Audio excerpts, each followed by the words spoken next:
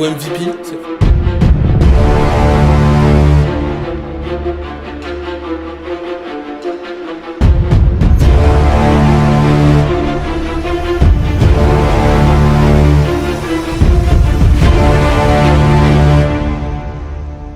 Comment ça va, mon ami? ouais, dans niveau MVP, une petite, un petit Tu rafraîchissement sais, du visage. tu sais que j'ai capté que après, à la fin, quand tu m'as dit vas-y, on se prépare, j'ai fait mais attends, mais Thomas, il a plus de barbe là. Je me suis dit, mais c'est Ouais, bizarre. on a rasé pour que ça repousse mieux. Moi aussi, j'ai rafraîchi, mais genre, c'est court, enfin, on la voit, tu vois, quand même, elle est propre, enfin, pas trop là, à cause du micro, mais ça va. J'ai coupé et tout, c'est bon, nickel. Mais toi, vraiment, genre, je me dis, mais il lui manque quelque chose là, comment ça se fait, genre, sa tête là, bizarre. Ouais, j'espère que ça va repousser vite par contre, parce que ça fait très. Ouais, Je me tu vas pas sens un peu sortir pendant vilain du quelques coup. jours, avoue ça, avoue, tu vas pas sortir Même pas, pendant quelques je jours. pense que je vais sortir en plus, je vais sortir demain, c'est sûr. Aïe, aïe, aïe. Ils vont t'appeler le petit, carrément. Je vais mettre un masque, comme je vais faire genre il y a le Covid encore. Ouais, on va te prendre pour un rappeur bientôt. Que Kra, c'est moi en fait. C'est ça. Que Kra ou j'allais dire ou celui qui a la taille du couteau d'Isaac Touré. Le côté gros, il fait la taille d'Isaac Touré. Voilà, C'est bizarre, t'as vu la sa ref. punchline incroyable. T'as la ref. Bon, Thomas, retour du ML Show, hein. Je sais que c'est les vacances, donc nous aussi on était, on va dire un peu en vacances, un peu la trêve. Retour du ML Show. On va y avoir changement de décor, moi de mon côté, dans les semaines qui arrivent. Mais on va être là pour charbonner. Et aussi, on s'est aussi beaucoup concentré sur la Copa América, notamment sur des articles sur The Free Agent. On a fait des podcasts de preview. On n'a pas été mauvais, hein, Ouais, au final. sur la Copa América. Donc voilà, on va en parler un peu dans les news. On va parler aussi transfert mercato forcément. Et ensuite, on va aborder 3 matchs dans ce MLS Show numéro 27, si je dis pas de bêtises. C'est ça, tout à fait, le numéro 27. Le match du LAFC face à Columbus, c'est le carton de Columbus. Ensuite, on aura Cincinnati face à Charlotte. Et en dernier, le Portland Real Salt Lake. Et Real Salt Lake, d'ailleurs, on va en parler dans les news. Mais tout d'abord, on commence par la Copa América. La Copa América, donc, qu'on a analysé via des podcasts, notamment le parcours des États-Unis. On a très peu parlé par contre du Canada. C'est vrai qu'on s'est beaucoup concentré sur les États-Unis. Au final, c'est le Canada qui a fait le meilleur parcours, qui a terminé quatrième, qui s'est essayé jusqu'en demi-finale, qui a perdu malheureusement contre l'Argentine, vainqueur gagnante, double vainqueur en titre de toute façon maintenant, en demi-finale et en phase de poule. C'est le seul match qu'ils ont perdu d'ailleurs, le Canada. Et ils ont perdu malheureusement au tir au but contre l'Uruguay, mais ils ont fait un super match. Et d'ailleurs, il y a un joueur qui a vraiment tapé dans l'œil de tout le monde, enfin plusieurs du côté canadien, Moïse Bombito, dont on avait parlé déjà en amont, qu'on parlera juste après, euh, qui a tapé dans l'œil de Lyon, visiblement, et des clubs européens. Nous, on en avait déjà parlé dans les premiers mêlés chauds de la saison, notamment le Colorado Rapids face au Los Angeles FC, où il avait marqué d'ailleurs le jour de son anniversaire. Et ensuite, l'autre qui avait vachement bon, Manu Koné qui a signé du côté de Marseille, mais sans, c'était déjà avancé avant la Copa. Et puis enfin, non pas Manu Koné, pardon, Ismaël Koné, que je ne confonde pas, Manu qui a Koné va d'ailleurs, à Mönchengladbach. c'est ça, et Ismaël Koné qui a d'ailleurs qui fait une superbe finale pour la troisième place, où il a marqué un beau but et il a été très percutant. Et enfin, le dernier joueur, non, qui nous a vachement surpris, c'est Jakob Schaffelberg, hein. C'est Jakob son prénom, ça, hein. Ouais, Jacob, ouais, c'est ça. Avec sa petite coupe mulet. Il a été impressionnant, Thomas. Bah déjà, on avait eu l'occasion de le voir la saison dernière, notamment Du côté de Nashville. du côté de Nashville, notamment je crois sur le match d'ouverture contre le New York City FC. Il fait Mm. un très très très très gros match. Je sais plus s'il est buteur par contre, mais je sais qu'il a été très remuant. Donc C'est New York City, hein, pas New York City FC. c'est pas le New York, c'est pas New York Red, c'est New York City FC normalement. Si c'est City, c'est juste New York City. Oui, mais moi je dis New York City FC parce que c'est Non, c'est NYC, ouais, New York City, ouais, c'est ça. Moi je dis New York City FC à chaque fois. Pardon. Bah, tu le sauras maintenant. Si c'est City Football Group, c'est que City. Bah donc du coup contre New York City. Voilà. Et puis content de le voir faire une grosse Copa América avec le Canada. Il a toujours été remuant. Que Et ce puis, il soit, était pas parti titulaire au début. Hein. c'est ce que j'allais dire, que ce soit d'abord en remplaçant un joueur d'impact qui lui a permis après coup de gagner sa place de titulaire hein, sur la compétition parce qu'il a été très très intéressant. Il a notamment sur les matchs difficiles du Canada, notamment contre l'Argentine, le match d'ouverture Ouverture. où il a coïncidé avec un retour au premier plan du Canada sur le match. Donc maintenant on espère qu'il va pouvoir continuer sur cette dynamique et puis la transposer du côté De de Nashville. Nashville parce que Nashville en a besoin. Ils sont quand même ils sont pas quand même dans une belle saison donc on espère qu'il y aura Jacob Schaffelburg de haut niveau pour épauler un Mouktar un peu esselé quand même devant. Ouais, c'est clairement la belle surprise, hein, Schaffelburg. D'ailleurs, j'ai fait une équipe type de la Copa América. Et avant de parler vite fait du résultat final, tu vas me dire si tu es d'accord, je te l'ai envoyé, mais c'est vrai que tu m'as pas donné ton avis. Tu vas me dire si tu es d'accord avec moi. Dans les cas, j'ai mis Dibou Martinez. Tu peux me la En- renvoyer rapidement? Ouais, ouais, elle est Je vais voir sur. avec Je te l'avais envoyé sur Snapchat. Alors, attends. Je te l'ai renvoyé. Ouais. Tiens, voilà. Comme ça, je peux regarder Euh, avec toi en même temps. donc, dans les cas, j'avais mis Dibou Martinez. D'accord. Ok. À droite, j'ai mis Santiago Munoz, le latéral de Crystal Palace et donc de la Colombie, qui a été Ouais. suspendu pour la finale, mais qui a fait une bonne Copa dans son ensemble. Oui, je suis d'accord aussi, ça va, ouais. Dans l'axe, j'ai mis ben, justement Moïse Bombito avec Licha Martinez. J'aurais aussi. Après, j'aurais peut-être éventuellement mis une défenseur pour ça, Argentine. Ouais, Romero, c'est clair. Avec Cristiano Ils ont, Romero, ouais. ils ont pris ils ont pris un but, c'est tout sur toute la compète. Mais bon, Bombito, c'était pour la surprise, mais sinon, c'est vrai que c'était Romero. Et à gauche, par contre, j'ai mis Mathias Oliveira.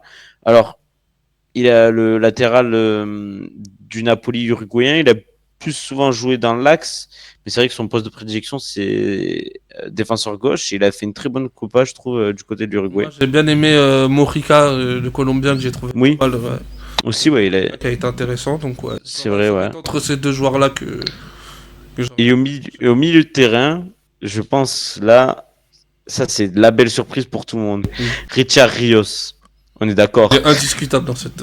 Il est incroyable. Hier, il a été encore monstrueux. Le milieu de terrain de Fluminense, comme il disait sur la chaîne L'équipe, qui est formé au futsal et donc qui joue énormément, On l'a vu sur qui joue beaucoup avec sa semelle et tout ça. Non, il a trop de flow avec ses cheveux blonds et tout ça là. Non, bah, c'est peut-être franchement, il est incroyable. le bon coup à flairer hein, pour ce mercato. Ouais, il a que 24 ans. Hein. Fluminense, ils vont avoir des offres, c'est sûr. Hein. Pourquoi pas? Après, j'ai mis McAllister. Hein. Pas le plus flamboyant, mais j'ai pas vu d'autres milieux de terrain Peut-être Manu Kone. flamboyants. Ah oui, non, Ismaël, du Ismaël, coup. bah, tu vois, pareil. Tu vois, t'as fait comme moi. Oui, Peut-être j'y ai pensé, ouais. Ismaël Koné, peut-être qu'il aurait pu y être. J'y ai pensé. Après, Bon, en c'est pas 10. c'est pas le meilleur. C'est pas là où il y a eu beaucoup de gros joueurs qui nous ont. Non, non, à part Richard Rios, ouais. En 10, bon, James, meilleur passeur de l'histoire de la Copa América sur une édition, 6 passes décisives. Passe Lionel Messi. Exactement ce que j'allais dire. À, à droite, j'ai mis ben, forcément Schaffelberg. Et à gauche, j'ai mis Maxi Arrojo, l'ailier uruguayen, qui a fait une bonne copa, hein, qui a été vraiment bien présent. Je j'ai pas mis Luis Diaz parce que je l'ai pas trouvé si Il flamboyant. a pas fait une grosse Copa Ouais. América. Ouais, non, non. Et en pointe, bah, j'étais obligé de mettre un Argentin. Donc j'ai mis Lautaro ou Alvarez. Lautaro dans le sens où il finit meilleur buteur de la compétition. Ça, je l'ai fait avant la finale, donc avant ceux qui Après, mettent tu le vois, but en finale. par rapport Et au poste d'ailier gauche, si les États-Unis avaient fait un meilleur parcours, j'aurais mis Pulisic. Pulisic, c'est vrai, je suis d'accord, ouais. Parce que c'est lui le plus complet sur les 3 matchs de compétition. C'est ça. Donc bon, on est assez d'accord sur cette équipe type. Ouais, on est globalement d'accord. Il y a peut-être quelques postes où voilà, j'aurais peut-être eu des joueurs différents, mais Ouais, il y a toujours des discussions après. Hein, voilà, c'est ça. Mais Après, dans le global, je pense que c'est une équipe cohérente. C'est un mix de comment dire de coup de cœur, de kiff et aussi de constance. Tu vois, on n'a quand même pas mis Messi parce qu'il veut pas une Copa exceptionnelle non plus. J'ai pas mis Di Maria, donc voilà. Euh, bon, on est d'accord. Et donc du coup pour finir sur cette Copa, bon, on a beaucoup parlé des États-Unis, mais on peut parler aussi clairement de l'organisation. On n'est pas là pour dire que tout est beau et tout est bien aussi. On est là aussi pour dire que l'organisation était hachée, on va pas se mentir, que ça nous fait un peu peur que les États-Unis, s'ils organisent comme ça la Coupe du Monde dans 2 ans, surtout avec 48 équipes, ben franchement, va falloir s'accrocher parce que là, les États-Unis qui sont réputés pour toujours bien organiser leurs propres événements, là, c'était très très très compliqué. Marcelo Bielsa, après le match entre ce qui s'est passé entre les pelouses qui a été posée naturelle, qui a été posée 2 jours avant. Je disais du coup la pelouse naturelle qui a été mise 2 jours avant le match. Pareil du côté de Dallas, ils ont fait la même chose quand les États-Unis ils ont joué. Il y a eu quoi d'autre? Il y a eu ouais la sécurité. Clairement, c'est pas normal ce qui se passe en demi-finale où l'Uruguay ou Darwin Nunez est obligé d'escalader pour aller protéger sa famille parce que des fans colombiens, des supporters colombiens ont agressé sa famille ou même là, lors de la finale, où Alexis McAllister a dû sortir du stade pour être sûr que justement sa famille soit saine et sauve, et qui, du coup, il a été obligé avant le match. de quitter C'est un truc l'enceinte de fou. pour se soucier de ça. Donc, Le chaos qu'il y a eu en finale, hein, vous tapez Copa América finale, vous verrez tout ce qui est les images de chaos qu'il y a eu avant. Il y a eu 82 minutes de retard, le coup d'envoi. Donc il devait commencer à 2 heures le match, il a commencé à 3h23 ou 22 du matin. Donc voilà, ça nous a fait finir à 5h du mat. Ce matin, j'étais content de me coucher, hein, je vous le dis. Donc il y a eu plein d'histoires et puis même les coachs. C'est drôle parce que lors des premières phases de poule, 4 coachs sont fait suspendre une journée. Les 4 sont argentins. Et les 4 ont, dont Marcelo Bielsa, Scaloni, le coach de la Colombie aussi, etc. Et ils ont sorti la sulfateuse, hein. Clairement, enfin, surtout Marcelo Bielsa, après l'élimination de l'Uruguay, a sorti la sulfateuse en conférence de presse. Il a allumé tout le monde, alors qu'il est très, très connu pour pas du tout, justement, critiquer personne et plutôt parler que du foot, du foot, du foot. Il est là pour ça, Bielsa. Donc c'est quand même, si un homme respecté autant que Bielsa critique comme ça l'organisation, c'est qu'il y a vraiment eu un problème. Je pense que, et même le Canada, Jesse March a dit qu'ils avaient été considérés comme des équipes de seconde zone, quoi. Donc c'est bien malheureux. bah, en tout cas, c'était on va dire, c'était aussi pour ça que les États-Unis ont décidé d'organiser cette Copa América. C'était aussi pour se préparer en vue de la Coupe du Monde. Donc maintenant, ils ont vu les énormes ratés. Mm. À eux de s'en servir pour nous proposer quelque chose de nettement meilleur, parce que là, Ils sont attendus au tournant. c'est que, entre guillemets, la Copa América, ça a quand même une échelle mondiale, mais ça a quand même une échelle bien, Continental, ouais. Oui, que bien la Coupe du moindre Monde. qu'une Coupe du Monde, quoi. Et donc, il va falloir tirer les leçons, parce que hier, pendant la finale, les commentateurs de la chaîne L'équipe disaient que, justement, au niveau des portiques de sécurité, en fait, il n'y en a qu'un seul pour rentrer avant le stade, alors que nous, en Europe, on en connaît où il y a peut-être deux ou trois filtres avant, deux ou trois Mm. filtrages avant de pouvoir aller au pouvoir rentrer. Eux, il y en avait juste un seul. Bah, ne serait-ce que nous, Thomas, on est allé à l'Euro. C'est ça. On est allé à l'Euro, à Dortmund. On a pu voir, assister à un match et on a vu comment les portiques de sécurité commençaient à s'infiltrer. Ouais, ouais, mais c'est ça. Et c'était fluide, mine de rien. Et du coup, je pense qu'ils ont été dépassés par l'engouement d'une finale. Surtout, on connaît la ferveur des peuples sud-américains pour leur sélection. Donc, Oui, il y a eu plus de 7000 personnes qui sont rentrées sans billet, visiblement, apparemment, pendant le match. en tout cas, on pourra dire qu'il n'y a pas que la France et le Stade de France et là où on sait pas gérer de l'afflux de personnes, comme on avait vu lors de la finale de Ligue des Champions. Je suis d'accord.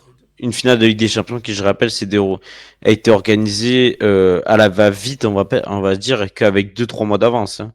Ils l'ont su qu'au dernier moment. Donc, ça aussi, c'est mine de rien peut dire ce qu'on veut, mais une finale comme ça à haut risque, avec notamment les Anglais, c'est jamais facile. Même si on tape pas sur les Anglais, mais c'est généralement avec eux qu'il y a souvent des problèmes à cause des hooligans. Bon, on a fini de parler de Copa América. Si, on va juste d'abord féliciter l'Argentine, hein, La Céleste. l'Albi Céleste, Lionel Scaloni, Lionel Messi, qui en l'espace de 3 ans, remporte 4 titres avec Scaloni, c'est quelque chose de fou. Donc on avait pronostiqué une finale. Moi c'était Argentine-Uruguay et toi c'était plutôt Argentine-Colombie. T'as eu bon, on avait dit. Heureusement, j'avais espéré la Colombie vainqueur. Ouais, mais je t'avais dit, je le savais que l'Argentine était trop forte. Non, ils ont vraiment une ADN, bon là c'est la fin de deux grands leaders comme Di Maria et Messi, mais ils ont vraiment une équipe et une ADN maintenant ancrée. Hein. C'est vraiment la meilleure équipe du monde. Ouais. Ils ont une connaissance de leur jeu, de leur qualité et de leurs défauts qui les rend vraiment sur des finales quasi impossibles à prendre en fait. Tu sais c'est quoi le record de Scaloni? C'est quoi? Depuis qu'il entraîne l'Albi Céleste, il a perdu seulement 2 matchs. Et c'est dont un contre l'Arabie Saoudite et le deuxième c'est contre Bielsa. Prof Messi. You want to take a picture of Messi? You want to take a picture with him? You want to take a selfie? You don't feel it? Ouais, ben celui qui l'a bien feel it, c'était Marcelo Bielsa. C'est la deuxième défaite. Défaite contre l'Uruguay, exact. C'est ça, c'est dingue. Bonera. Ouais, exactement. Bon, fini de parler ça nous a fait bien kiffer de parler de cette Copa América. Super compétition. Nous, de toute façon, on est fans de foot en général. Hein. Et en plus, avec la ferveur des Sud-Américains, etc. On s'est pris d'attache on a regardé tous les matchs des États-Unis, forcément, on est obligé. On a regardé beaucoup le Canada, on a regardé la Colombie, l'Uruguay, l'Argentine, un peu le Brésil, mais voilà, c'est les équipes qu'on attendait et qui nous ont fait vibrer. D'ailleurs, le Brésil, au milieu de terrain, il y avait peut-être Joao Gomes que peut-être j'aurais pu mettre. Tu m'avais parlé, ouais. Le parcours de Wolverhampton. Exact. Le parcours n'a pas été assez loin pour pouvoir placer un joueur du Brésil dans. Ouais, je pense. Ouais. Il y avait personne à mettre. Si, ben tu voulais pas mettre. Si, tu peux parler aussi de la superbe performance de Hendrick en quart de finale. Ah, mais le pauvre, il est encore jeune. Ah ouais, mais gros, le seul ballon qu'il a la seule passe qu'il a effectuée du match, c'est ce que le coup d'envoi, c'est dur quand même. Il va s'améliorer avec le Real Madrid. Non, mais bien sûr, je rigole, hein, c'est un crack, hein, de rien. Peut-être en 2026, tu vois. Avec Henry Paez, par contre, a bien confirmé. Hein. J'ai pas vu les distinctions qui a été élu meilleur jeune, meilleur. J'ai pas vu non plus. J'ai vu. On verra ça plus tard. Bon, on va commencer à parler de la MLS un peu quand même, Thomas. On a fait une longue. Un hors-sujet, ouais, voilà, un petit hors-sujet, mais c'était intéressant de rebondir sur l'actualité. En parlant d'actualité, du coup, un joueur qui a été à la Copa América, Moïse Bombito, comme on disait, Lyon est sur ses tablettes. Donc, à voir. Après, Thiago Almada, qui a signé du côté de Botafogo et qui va arriver du côté de Lyon au mois de janvier.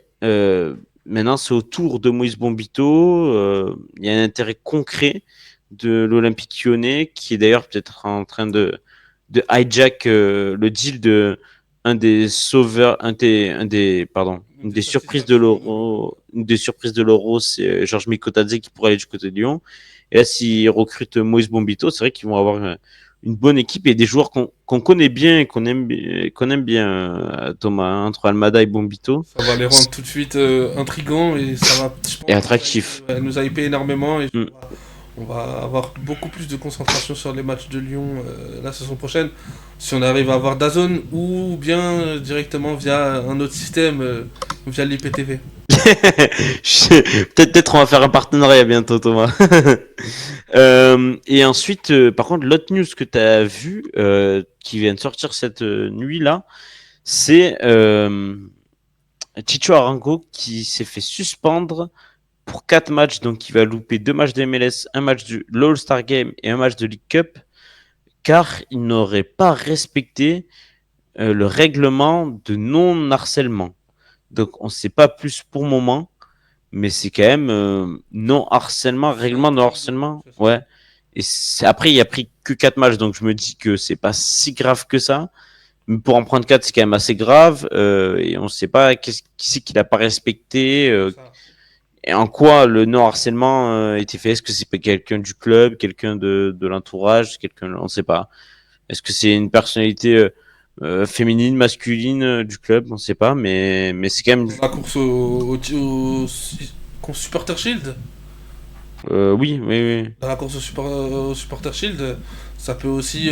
Et donner une mauvaise image, même dans la course au MVP. Hein. Exactement, parce que là, surtout qu'ils vont jouer le LAFC. Donc si c'est ce match-là qui manque, on sait jamais, hein, ça peut aller très vite. Je vais te dire ça tout de suite, Thomas. Ça pourrait peut-être gâcher Leur fin de saison. Je vais te dire ça tout de suite. Bah oui, ils jouent ce week-end. Ouais, ils jouent samedi. Non, le 18. Ils jouent mercredi, dans la nuit de mercredi. Hein. Mercredi, et après ils jouent direct encore le derby contre Colorado. Derby qu'on rappelle, ils avaient perdu. C'était l'une de leurs seules défaites de la saison. Euh, avant de perdre contre le LA Galaxy et ensuite il y a pas la Portland. Voilà. Bon, on va commencer du coup on va peut-être commencer l'émission, Thomas. On va parler donc du LAFC contre Columbus. Le remake de la MLS Cup C'est ça. Passé. De la finale donc de la MLS Cup et donc ce match-là, c'est vrai qu'on parle du LAFC, mais il va falloir un rebond de 2 équipes. Parce que tu l'as affiché là, le sacré carton de Columbus Crew qui s'est imposé 5-1 face au LAFC avec d'abord des buts de Couture, un doublé pardon de un but de Couture Ramirez, un doublé de Christian Ramirez, un but de Diego Rossi, l'ancien joueur du LAFC, et un dernier but du Roumain Matan. Et enfin, du côté LAFC, c'est Nathan Ordaz qui a réduit la marque, mais bon, il y a eu à la fin, ça avait fini en échauffourée avec des cartons rouges de chaque côté. L'équipe du LAFC bien frustrée et un peu sur les nerfs. C'est ça. Et pourtant, c'était pas spécialement une équipe du LAFC remaniée. Non, c'était quasiment l'équipe type. T'avais Ordaz qui était là dans le milieu. Ouais. Et puis c'est tout. Hein. Kei Kamara en pointe, Maxime Chano et Murillo dans la défense. Oui, c'est ça. Et Sergi Palencia. Donc non, c'est juste. T'avais une équipe cheap. C'est juste Maxime Chano qui arrive, qui était titulaire ces derniers temps. Il n'était pas toujours, je crois. Non. Mais comment, en fait, ce que je me demande, la question que je me pose, c'est comment ça se fait que le LAFC a pris une claque comme ça quand tu connais leur solidité à la maison, leur solidité. On en reparlera dans une slide en plus de ça. Ben voilà, leur solidité défensive à la maison. Et puis même dans les grands matchs, ils sont toujours là. Ils ont toujours infligé des gros scores aux autres équipes dans les grands matchs. Et là, c'est la première vraie grosse chiffre, hormis le 3-0 qu'ils avaient pris en début de saison à l'extérieur. C'est la première vraie grosse chiffre du LAFC cette saison. Bah, ils sont tombés face à une équipe de Columbus qui a joué à 100% de leur capacité, de ce qu'ils sont capables de faire. Et on l'a vu la saison passée, hein. Ça reste une équipe championne en titre. T'as les stats, s'il te plaît? Bien sûr. C'est une équipe championne en titre qui a été championne avec la manière en plus. Et on connaît du coup les préceptes de jeu de Wilfried Nancy. Donc quand Columbus joue à ce niveau-là, je pense qu'il y a très très peu d'équipes qui seront capables de rivaliser. C'est ce qui s'est passé pour le LAFC. Donc grosse performance de Columbus. Et je pense que c'est un statement. Je pense à ce stade de la saison-là, Columbus vient de marquer les esprits. Et tu sais ce qui quand j'ai regardé les stats cette année de l'équipe, c'est là où c'est 2 fois encore plus fort, c'est que Columbus était réputé pour être l'équipe offensive de la saison dernière, l'équipe offensive ultime, on va dire, c'est avec la meilleure attaque, mais pourtant elle avait une défense un peu poreuse.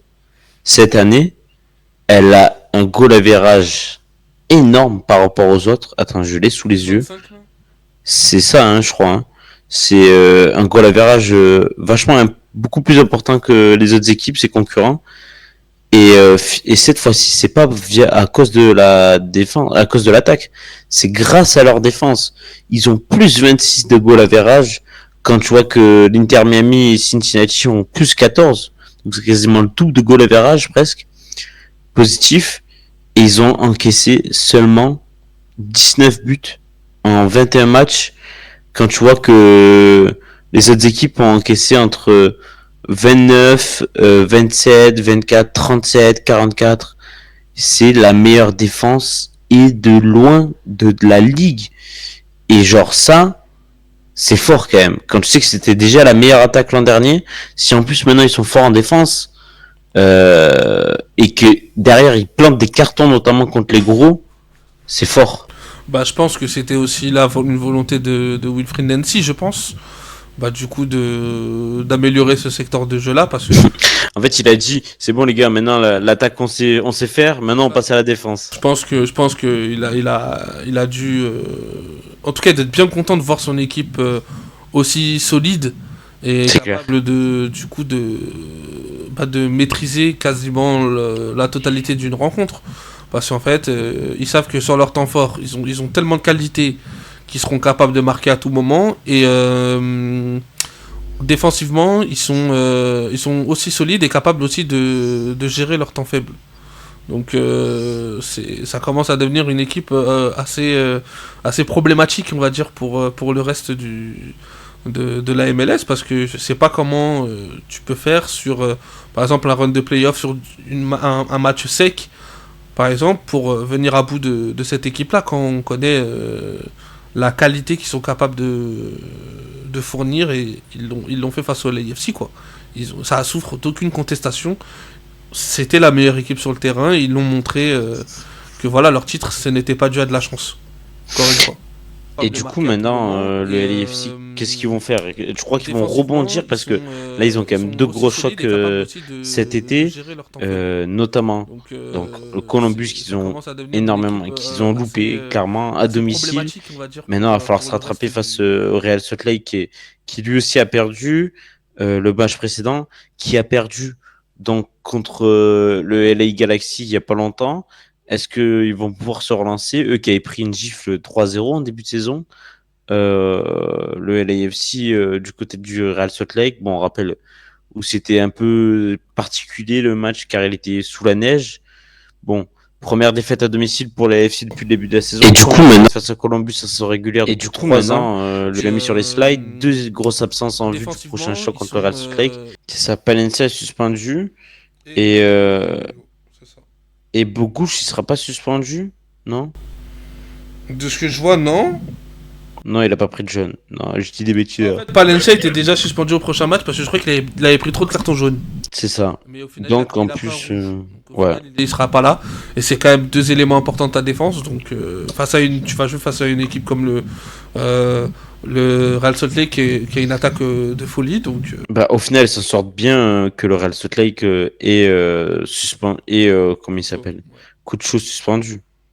Donc, par contre, on va avoir le retour de Timothy Tillman au milieu Ouais. de terrain qui revient de d'ailleurs, suspension. pour parler de Columbus, comme juste une précision, le fait de gagner pour la première fois en saison régulière face au LAFC, ça valide le fait que voilà, ils viennent de réaliser un véritable statement dans leur progression et dans leur volonté de devenir une équipe importante de cette ligue. Et qui reste, du coup, toujours dans la course à la finale. Totalement. D'ailleurs, bah, du coup, voilà, tu as une petite slide. Columbus sur les 2 derniers mois, 10 matchs joués, 9 victoires, une seule défaite, 22 buts marqués, 19 passes décisives. Ça y est, Columbus, c'est clairement l'équipe en forme de ces 2 derniers mois. Et ils sont ils sont même inarrêtables. Hein. Alors que ils ont réussi à arrêter l'équipe inarrêtable. Parce que Les LAFC à domicile, c'était invaincu jusqu'à. non, mais même tu regardes le LAFC, toutes compétitions confondues, en comptant la Coupe US Open Cup, où ils sont d'ailleurs en demi-finale désormais. le LAFC, ils ont pas perdu un match. Ils n'avaient pas perdu un match depuis le 5 mai contre San José. Et depuis, ils avaient enchaîné 1, 2, 3, 4, 5, 6, 7, 8 victoires consécutives, un nul, et ensuite encore 4 victoires consécutives, toutes compétitions confondues. Donc le LAFC, on était sur 12 victoires en 13 matchs. Ah non, c'est vraiment une grosse performance. Mettre 5-1 à une équipe en forme comme le LAFC l'était à domicile, là où le LAFC était invaincu. C'est vraiment, comme je dis, comme je répète, C'est une claque. c'est une claque et c'est vraiment un statement très important pour Columbus, pardon, et pour la suite de leur saison. Ils sont enfin lancés et là ils sont en mode destruction. Et c'est très bien en augure d'éventuels playoffs. Et donc, qui peut les arrêter? Est-ce que tu penses que la League Cup et le All-Star Game peut les stopper dans leur course ou pas? Honnêtement, je pense pas. Je pense pas. Je pense que là, Ok. ils vont continuer à être performants de par leurs principes et leurs préceptes très forts. Côté Columbus, ça ne ralentira pas, ça se stabilisera, ça va pas faire. Ça va peut-être enchaîner encore quelques matchs sans défaite. Et je les vois prendre très rapidement finir dans le top 2, top 3 de la conférence sans trop de problèmes. Du coup, ils sont plus qu'à 5 points de retard de Miami et 6 de Cincinnati. Est-ce que tu penses qu'ils vont pouvoir réussir à passer devant l'une de ces deux équipes L'Inter d'un sprint Miami, ça va final? être difficile parce que l'Inter Miami reste, malgré le 6, le 6-1, le 6-1 qu'ils ont pris la dernière journée qu'ils ont joué. Je vois quand même avec le retour de Messi, etc., je les vois quand même au-dessus. Mais Cincinnati, pourquoi pas? Parce que Cincinnati, tout dépendra du mercato aussi qu'ils font. Parce que je trouve que là, il y a des manques à combler côté Cincinnati. Il y a des postes où on a perdu un peu l'ADN du Cincinnati de l'an passé. Mhm. Et je pense que tout dépendra du mercato aussi. Cincinnati arrive à retrouver des profils leur permettant de retrouver une solidité défensive. Cincinnati restera, mais sinon, je vois quand même Columbus capable de les remonter. Ok. On passe, je pense qu'on a tout dit sur ce match-là, hormis ici, oui. Du coup, direct, Thomas, c'est vrai qu'on va parler un peu du Salt Lake après, mais tu penses que la LAFC va se relancer à domicile ou pas? Oui, oui, oui, oui, oui. C'est pas toutes les équipes qui ont le niveau de Columbus et la capacité d'être fort techniquement comme Columbus l'est. Donc, non, non. C'est qu'un, c'est qu'un épiphénomène sur la saison régulière, mais ça reste quand même une alerte sur les grosses rencontres parce que Columbus, ça reste une grosse équipe et voilà quoi. Petite question piège, juste pour terminer. Tu sais à partir de quand Olivier Giroud va pouvoir jouer pour le LAFC ou pas? Non, je sais pas, je dirais il va avoir quelques vacances, donc je dirais un mois. D'accord, donc mi-août, ouais. Ouais, je pense mi-août, donc Ce ça peut sera être peut-être aussi, la, ça peut être l'acquisition qui fait la différence. ça sera peut-être la fin de la League Cup, non aussi? Ouais. Il me semble que ce sera cette période. Ok, bon, on passe au Cincinnati contre Charlotte. Donc Cincinnati a perdu aussi, lui aussi à domicile, à la surprise un peu générale, après avoir infligé, comme tu disais, un 5-1 le week-end d'avant contre l'Inter Miami. On s'est dit, waouh, ça y est, ils ont bluffé tout le monde. Et derrière, ben non, ils perdent à domicile contre Charlotte. Une belle équipe de Charlotte qui a mis notamment 2 buts coup sur coup de Tavares et puis de Liel Abada. Et enfin, qui a terminé le boulot avec Vargas qui a ruiné un peu les espoirs de Cincinnati, qui avait pourtant mis un beau but de Lucho Acosta. Euh, Super performance. Et en fait, on n'est pas surpris de ce que Charlotte sait faire tant, de ce qu'ils ont fait tant. On sait qu'ils sont capables de coups d'éclat comme ça cette saison. C'est pas la première fois. C'est pas la première fois, c'est dans la continuité aussi du projet que Charlotte veut mettre en place, Ouais. avec l'arrivée de Dean Smith en tant que coach. On a quand même cassé sa tirelire pour amener Liel Abada du Celtic. Euh, Qui a des performances plutôt satisfaisantes. Hein. Exactement, on a un milieu de terrain quand même assez de très grosse qualité pour de la MLS, avec Ashley Westwood et Brecht de Jagereux, l'ancien de Toulouse. C'est clair. T'as Age Myong aussi, j'arrive pas à le dire malheureusement, je suis désolé. Je de qui tu parles. L'avant-centre qui lui aussi a eu la confiance du coach et qui lui rend de manière incroyable. On s'y attendait vraiment pas. Et même quand il est pas là, on voit que les remplaçants font quand même le boulot. Donc non, c'est pas étonnant de voir Charlotte réussir ce genre de coup. Et je pense qu'ils en feront encore d'autres, à mon avis.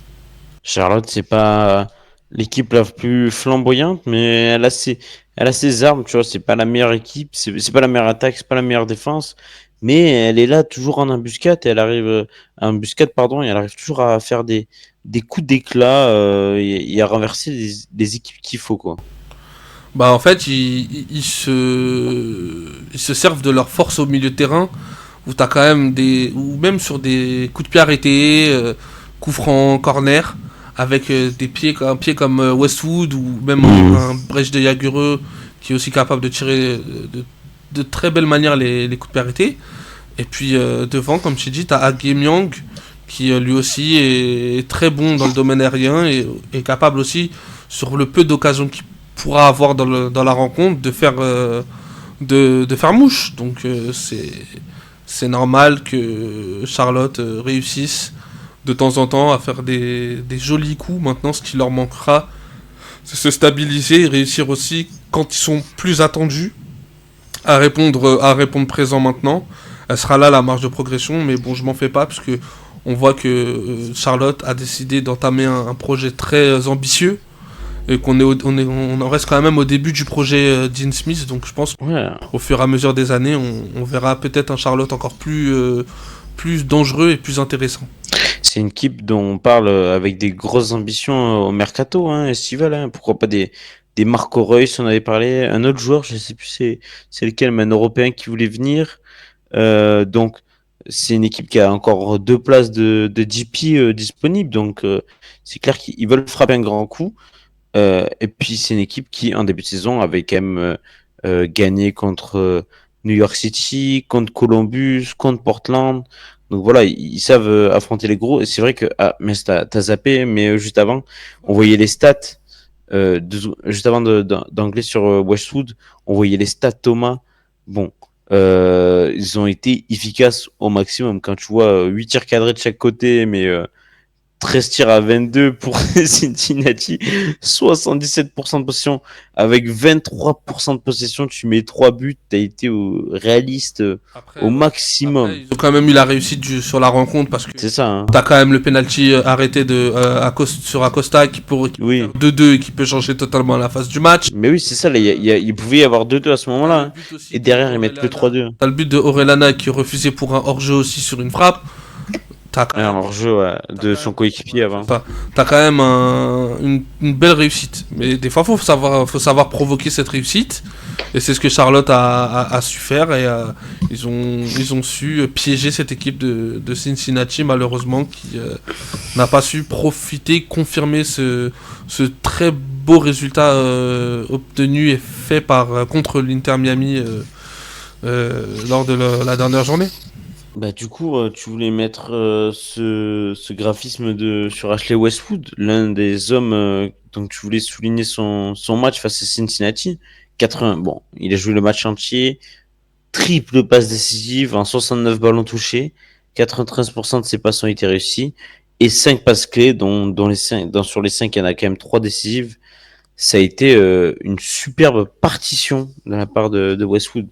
Ouais, ça a été une performance majuscule de Westwood, parce qu'en fait, il a su, dans les moments les légers moments où Charlotte a eu le momentum de la rencontre, il a su transformer ça en action franche et en occasion de but qui ont permis à son équipe de mettre 2 buts coup sur coup en fait. Et qui leur a permis aussi d'avancer un peu plus sereinement dans la rencontre. Dean Smith en a parlé notamment en fin de match, où il dit que vraiment Westwood c'est vraiment son relais dans l'équipe. c'est vraiment le joueur qui contrôle tout au milieu de terrain, qui contrôle le tempo de la rencontre pour Charlotte, le moment où il faut mettre le pied sur le ballon, le moment où il faut un peu plus pousser offensivement. C'est vraiment le joueur boussole et le joueur métronome de cette équipe de Charlotte. Et puis donc je voulais le féliciter, le mentionner sur ce MLS Show. Parce qu'en plus il fait 3 passes D, il fait un triplé de passes D, et c'est le premier joueur dans l'histoire de Charlotte à réaliser cet exploit. Donc félicitations à lui, et puis on espère le voir continuer à nous régaler cette saison avec Charlotte, en espérant pourquoi pas accrocher une place de playoff, et pourquoi pas après nous faire un beau run de playoff. Pour conclure sur Charlotte, tu les vois à quelle position à quelle position déjà tu les vois finir en saison régulière, et puis après s'ils vont en playoff, jusqu'où tu les vois aller? Actuellement ils sont 6e, Thomas, avec 35 points. Ils ont 5 points d'avance sur Orlando et ils sont qu'à 2 points de la 4e place. Bah moi je les vois honnêtement se maintenir à ce niveau à peu près. D'accord. Je les vois se maintenir, et par contre... Donc pas avoir l'avantage de terrain par contre. Ça, mais par contre je sens qu'eux ils sont capables de bien voyager par contre en Ok. playoff. Et ils nous l'ont montré, ils sont capables de faire des belles, de belles surprises, des bons exploits, des bons hold-up, on va dire. Et attention, va falloir faire attention à cette équipe de Charlotte. Je pense qu'eux, ils sont capables de faire, d'être la petite surprise de cette conférence. Pour parler stats vite fait, pour conclure, à domicile, Charlotte, c'est la 3e équipe de la conférence, à égalité avec le New York Red Bull, mais avec 2 matchs en plus. Mais c'est seulement 2 défaites à domicile pour Charlotte, dont ils sont plus solides que l'Inter Miami ou encore que Columbus Crew, ou même que Cincinnati. À l'extérieur, ils sont que 7e. Voilà, bon, il y a quand même 6 défaites à l'extérieur, mais 4 succès, donc ouais, pourquoi pas. C'est vrai que à ton avis, qui est la meilleure équipe à l'extérieur de la ligue, ouais, de la ligue, ouais, carrément. Ah, je sais pas. C'est pas une surprise, hein, Thomas, c'est pas une grande surprise, hein. Pas une grande surprise, l'Inter Miami alors. Non, c'est Cincinnati. Voilà. Ah bah de Cincinnati, tu vois, ils ont troqué leur force à domicile pour la force à l'extérieur. C'est quand même... Exactement, c'est l'inverse de l'an dernier. Ils sont sur une série de 5 victoires consécutives à l'extérieur. Alerte sur leur défense parce qu'ils prennent énormément de buts par contre là. Et un Cincinnati qui gagne, c'est un Cincinnati qui prend quand même peu de buts.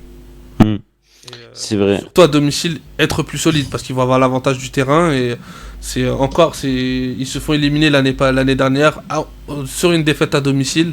Bah, Charlotte a pris beaucoup moins de buts que Cincinnati, hein. Voilà, donc faut faire attention pour Cincinnati, c'est dangereux. J'ai l'impression qu'ils sont en train d'un peu perdre ce qui faisait leur force et leur essence sur la saison dernière notamment. Bah, hormis l'Inter Miami, Cincinnati est la pire défense du top 6. Voilà, ça me choque pas. Donc voilà, quand tu vois que Charlotte a pris New York, les deux New York, Columbus ont encaissé moins de buts que Cincinnati, voilà, ça peut faire effet. Après, on parle conférence Est, hein, côté conférence Est. Donc on parle, forcément, les équipes, ils affrontent plus. Donc, bon, on a parlé sur Cincinnati. Prochaine rencontre, quand même, des deux équipes qui c'est qui vont affronter, que je dise pas de bêtises. Du coup, Cincinnati, ils vont affronter Chicago. Ils vont pouvoir rebondir, hein. Donc, on va partir sur le match entre Portland et le Real Salt Lake. Donc, Portland qui s'est imposé 3-0 face au Real Salt Lake. Là encore, une surprise. Oui et non, tant une surprise parce que Real Salt Lake était vraiment l'une des meilleures équipes de la saison. Mais non aussi quand on voit la force de frappe de Portland, les coachures offensifs dont on va en parler tout à l'heure juste après. Mais en fait, c'est assez dingue aussi de voir comment Portland est une équipe totalement à deux visages et une équipe de série. On va l'appeler comme ça. Attends, déjà, on va parler peut-être du match. Ça a commencé très vite avec un but de Felipe Mora au bout de 3 minutes. Puis retour des vestiaires, boum, encore un but de Santiago Moreno cette fois-ci. Et en fin de match, à la 90e, ils ont vraiment marqué dans les pires 3 moments où tu peux encaisser un but.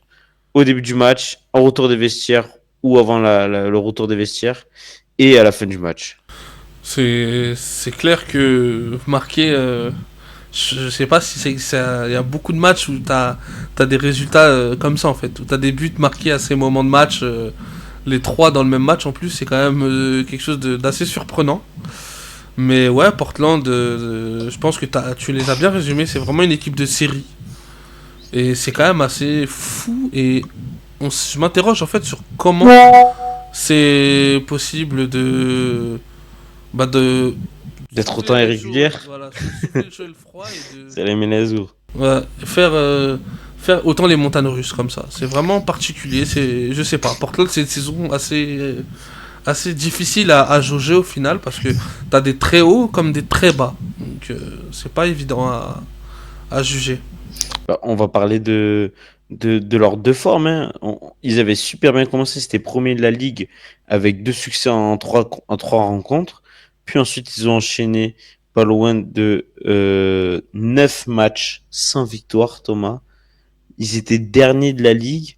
Puis, depuis leur dernière défaite contre Seattle, ils en ont eu une après contre Minnesota.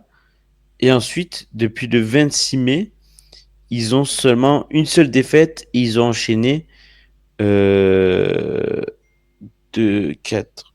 Attends, je calcule. Ils ont enchaîné 7 victoires et seulement 2 nuls.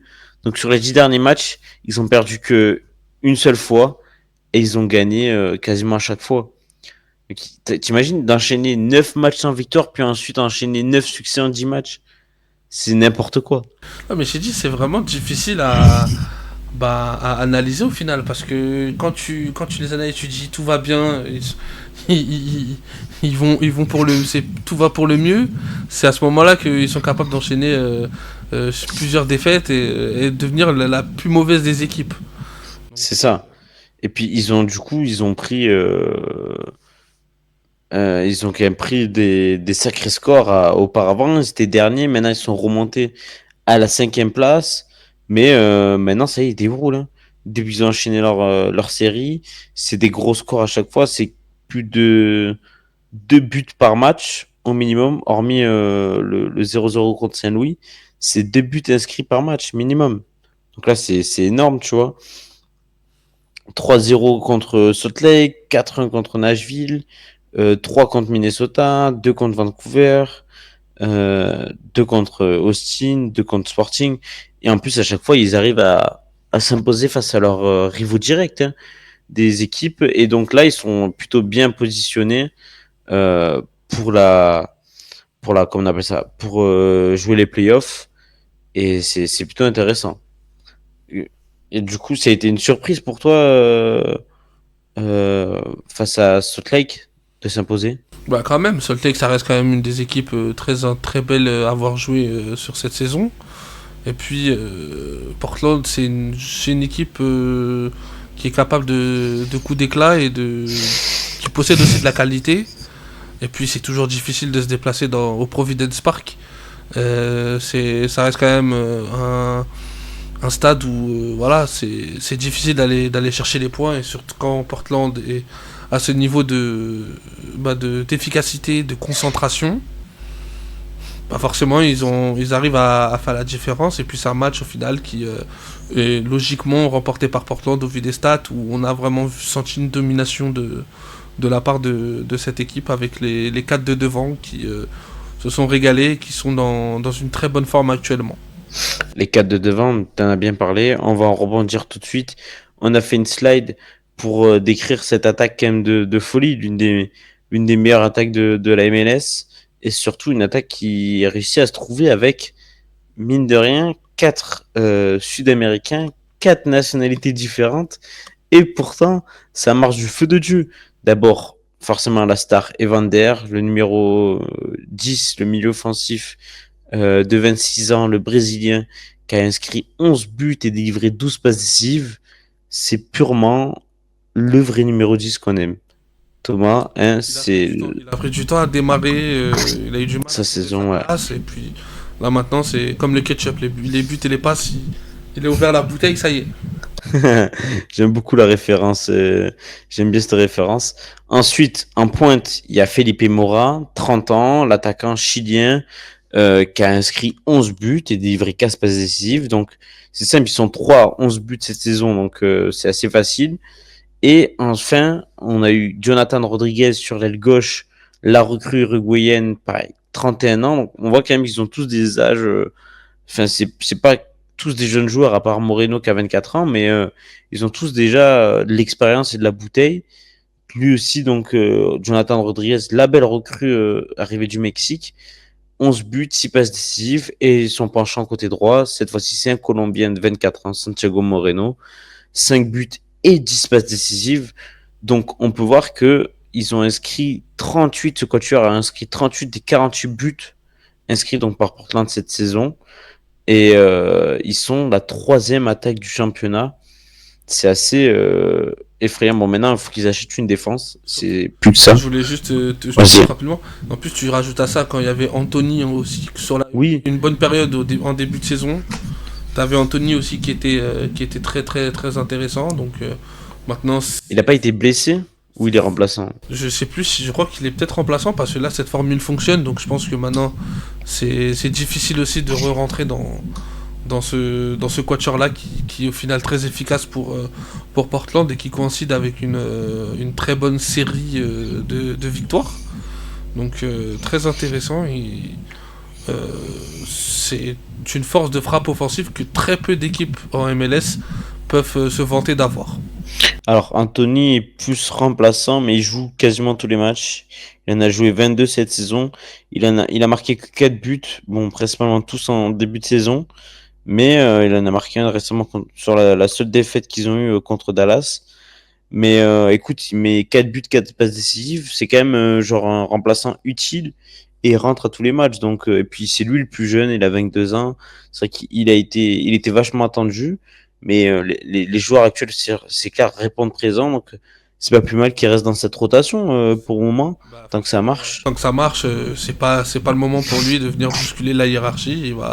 Il va attendre patiemment que bah, si jamais Portland se retrouve à nouveau dans une situation en dents de scie, où le moment où Phil Neville sera obligé de changer un peu quelque chose dans son animation offensive. Et du coup, tu penses que c'est quand qu'ils vont faire une série décente? Moi, je pense au sprint final. Ouais. Ouais, là, je pense au Et, sprint final. et Ils vont tu, craquer. tu le vois quand même aller en playoff? Oui, oui. Je les Ok. vois aller. Au vu de la qualité, oui. C'est vrai qu'au Eux début de la aussi, saison, on les avait vus bien. eux aussi Qu'après, peuvent ça être nous avait dangereux. tellement surpris. Ouais. Sur un match, eux aussi peuvent être très dangereux.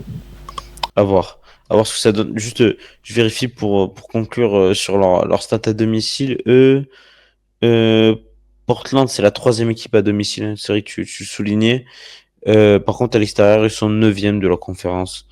Donc bon, 3 victoires, 3 nuls, 6 défaites. Bon, on va dire que c'est un résultat correct pour cette équipe, mais c'est bien qu'ils arrivent à s'appuyer sur cette grosse forme à domicile. Thomas va conclure par les classements et les résultats de la week et à quoi on va s'attendre la semaine prochaine. Parce que je pense que ça fait un petit moment qu'on a bien développé sur cette journée. Donc, on rappelle les autres résultats. Le CF Montréal qui s'est imposé face à Atlanta, qui a perdu du coup ses deux stars, Giacomakis et Almada. Donc, il va falloir qu'ils recrutent cet été Atlanta. DC United s'est imposé contre Nashville, pardon, qui se relance d'ailleurs, du coup, un peu DC United. Philadelphie continue sa descente en enfer face à Toronto. Orlando, eux, font une remontée spectaculaire, sont désormais en playoff, après s'être imposé 3-1 contre New England. Austin a perdu à domicile contre Seattle, une des équipes qui revient bien aussi. L'un des cartons de la semaine, c'est Vancouver contre Saint-Louis. Saint-Louis qui continue de descendre hein, après l'éviction de son entraîneur. Vive le duo White et Brian Gold. Exact, le duo de Brian, hein, c'est ça? Brian White, Brian Gold, C'est non? ça. On est d'accord, ils sont incroyables. Ils ont une vraie combinaison. Ça me Et fait Fafa penser à un. Picault, qui lui aussi petit à petit commence à à se faire sa place. Ouais, on l'avait dit en début de saison. Et le duo de Bryant, ça me fait penser au duo Andy Delors, Laborde à Montpellier à l'ancienne. Chicago qui a fait match nul contre New York City. Dynamo Houston aussi contre Minnesota qu'ils ont fait match nul. Avec encore un but de Robin Lod qui a été nommé dans l'équipe All-Star, qui fait une très belle saison du côté de Minnesota. Minnesota qui est quand même en dents de scie cette saison. Enfin, ces derniers temps, eux, c'est comme Portland. Hein, ils sont vachement descendus. Le Sporting Kansas qui se relance face à San Jose, dernière équipe de la saison, malheureusement. Pour eux, Charlotte, on en a parlé. Le Colorado Rapids et New York Red Bull qui sont neutralisés. Et enfin, l'une des belles surprises de la semaine, c'est Dallas qui s'impose à domicile face au Los Angeles Galaxy. Belle victoire pour le français Peter Luquin, le coach de Dallas, le troisième coach français de la MLS. La semaine prochaine, Luxin, on prononce comme ça? Ok, d'accord. La semaine prochaine, on va avoir droit à des matchs assez haletants et alléchants. Même pas, attends, tous les matchs sont cette semaine, si je dis pas de bêtises, Thomas. Dans la nuit de mercredi à jeudi, si je dis pas de bêtises, ou nuit de C'est ça, hein. 14 matchs, mercredi à jeudi. Donc, ils jouent mercredi.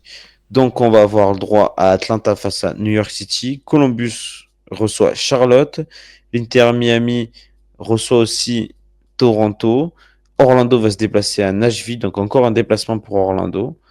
Dallas, donc de Peter Luxin, qui va recevoir Austin dans un derby. Philly contre New England, où le CF Montréal va se déplacer du côté de New York. Red Bull, beau match à voir. Seattle va-t-il confirmer face à Saint-Louis? Minnesota contre DC United, deux équipes mal classées, on va dire, ces derniers temps. Vancouver qui est en forme vont peut-être gagner contre le Kansas Sporting. San Jose va accueillir Houston, ça va être compliqué pour eux. Cincinnati va pouvoir peut-être se relancer face à Chicago. Attention, parce que Chicago, ces derniers temps, est pas si mauvais que ça. Je sais pas qu'ils sont forts, mais qu'ils sont pas mauvais. Le Los Angeles Galaxy va recevoir Colorado dans un beau choc. Ouais, gros choc qu'on attend. Et sauf que le Colorado Rapid va devoir se passer de Georgi Mihailovic. Exactement, Convoqué pour jouer avec la sélection américaine pour les Jeux Olympiques. Et qu'on va voir en direct du coup, Thomas. C'est ça, exactement, au Stade Vélodrome, tout à fait. Contre l'équipe de France. On essaiera peut-être de faire quelques petites photos. Ouais. Ça peut être cool. Et enfin, on termine par le gros choc de la journée avec le Los Angeles FC face au Real Salt Lake, qui va pouvoir se relancer après ces deux grosses claques. On attend ce choc avec impatience à partir. Ça, je pense que c'est aussi un avantage pour eux. À voir, normalement, oui, à partir de 4h30 du matin. On termine par les classements, Thomas, et après on aura fini cette jolie émission où on aura bien débattu. Le FC Cincinnati qui a repris la tête devant l'Inter Miami après leur succès face à l'Inter Miami, et puis le fait que l'Inter Miami n'ait pas joué ce week-end aussi. Columbus Crew donc qui revient à troisième place. Un petit mot, au final, l'Inter Miami fait peut-être la bonne opération parce que au final, Cincinnati, ton adversaire direct, perd. Et eux ils jouent pas. Et eux ils ne jouent pas, donc c'est franchement, il fait une bonne opération sans jouer. C'est pas mal ça. C'est le problème qu'ils ont, au final ils s'en sortent bien avec le goal average parce que ils prennent au moins 2 Cincinnati, donc ils sont à égalité au goal average. Les deux New York ne se lâchent plus, ils sont à égalité quasiment, 2 points. Juste derrière on a Charlotte, Orlando, la grosse surprise, je pense qu'on en parlera la semaine prochaine selon leurs résultats.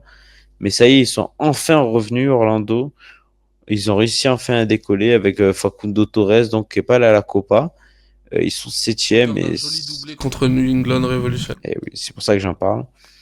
Toronto, comme d'hab, ils sont là. Nashville aussi. Montréal, Atlanta, tout ça, ça va se taper pour les barrages avec DC United. Et New England qui s'est bien repris. Puis en fait, au final, c'est serré entre le 10e et le dernier. Il n'y a que 5 points d'écart. Mais la grosse surprise, c'est quand même Philadelphie qui est bon dernier. Et ça, on s'y attendait pas. On passe désormais à la conférence Ouest avec En premier, le Los Angeles FC, forcément 43 points. Mais c'est là qu'on a une belle conférence Ouest avec quand même 3 premiers à égalité de points, même s'il y a des matchs en retard du côté du LAFC, donc il peut prendre encore plus d'avance sur les autres. Si notamment il s'impose face au Real Salt Lake, euh, ça peut être, mais c'est quand même beau d'avoir les deux Los Angeles plus le Real Salt Lake à 43 points. Derrière, on a Colorado, quatrième. Est-ce que c'est une surprise maintenant? Plus, Thomas, hein? C'est quand même l'équipe qu'on avait mis, l'équipe surprise de la saison. On s'y attendait au vu du mercato. C'était annoncé que ça allait devenir une équipe sur laquelle Contender. compter. Mm. Et Ils sont là où d'être quatrième, ça reste quand même une belle performance. belle performance. On les voyait peut-être plus sixième que quatrième.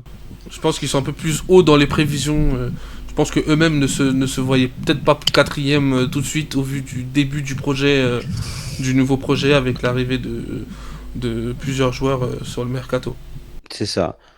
On verra, attention, parce qu'ils peuvent perdre Moïse Bombito aussi. Il y a la perte de Mihailovic, ils pourront descendre. Hein. Portland se relance, Vancouver cartonne en ce moment. Donc, à voir. Et puis Seattle aussi revient bien. Donc, voilà, les équipes derrière. Ensuite, on a un petit trou avec Houston qui va à la lutte contre Minnesota et Austin. Des équipes assez inconstantes cette saison. Surtout Minnesota et Austin qui ont foulé l'excellent et le très mauvais. Et Dallas qui petit à petit sous Peter Luxin, se relance, mais ça va doucement, mollo. Mais en tout cas, Petar Moussa est en forme et ça c'est bien pour eux. Et puis on a ensuite le Sporting Kansas avec Saint-Louis qui vont finir dans les derniers, je suppose. Ça fait quand même mal à Saint-Louis, hein, du mal au cœur pour Saint-Louis qui était premier l'an dernier, qui se retrouve avant-dernier. C'était le jeu, on savait très bien que C'est ça. généralement l'année d'après, c'est là où Mais surtout, tu perds des cadres aussi. Hein. Tu perds des cadres. Et San Jose Earthquake, qui va finir logiquement, je pense, bon dernier cette saison. Merci, voilà, c'est tout pour nous. Merci à toi, Thomas. On se retrouve la semaine prochaine pour débriefer un nouveau MLS Show. Hein. Ouais, nickel. Bah, de toute façon, on en a deux prochaines journées. Donc, C'est ça. je pense Et après, ça va être le début de la League Cup, hein, je crois. c'est ça. Donc, semaine prochaine, on essaiera de faire une émission. Allez, on est tout bon. Merci à vous de nous avoir suivis. Merci à vous de nous avoir suivis sur YouTube aussi. On se retrouve. Ciao, ciao. À la prochaine.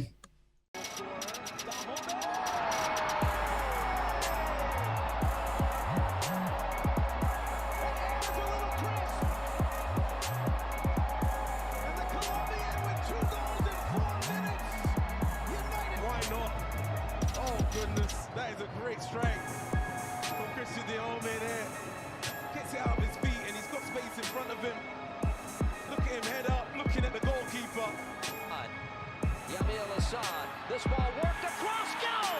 Lucio! It's a 2-1 game.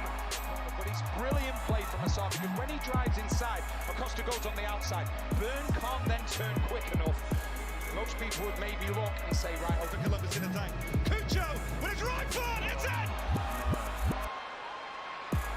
World class from Cucho Hernandez. A second goal of the night for Columbus. Look how many numbers LAFC have back. But they're so tired from having to do so much running. They're slow to get out and put pressure on the ball. But take nothing away. This is a world-class strike from Cucho Hernandez. He has a look. He knows where the goalkeeper is. The weight on the ball is enough for him to just have the halftime. And Voltaire as well. Tommy dropping it onto his left foot. And just like that, the firepower. It's Eric Tommy. Sparks off the bench. It's actually Eric Tommy who's been on the field. Unbelievable cutback. Clap. Direct Terovich towards that back post. And Jones arriving and left on the doorstep. And Giacomo Frioni could only score. On this near side, and this is exactly what Caleb Porter wants. His two outside backs getting high, wide, providing the vertical threat. Look at that run from Duwan.